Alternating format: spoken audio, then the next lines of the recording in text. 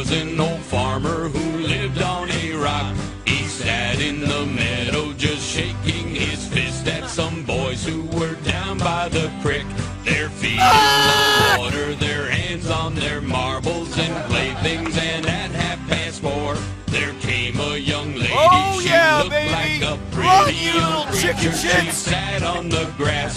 She pulled up her dress and she showed them her ruffles and laces and white fluffy duck. She said she was learning a new way to bring up her children so they would not spit, while the boys in the barnyard were shoveling What the fuck are you refuse doing? and litter from yesterday's hunt, while the girls Looking in the great, meadow looking were great, rubbing feeling her great. eyes Keep at it up. the fellow down by the dock.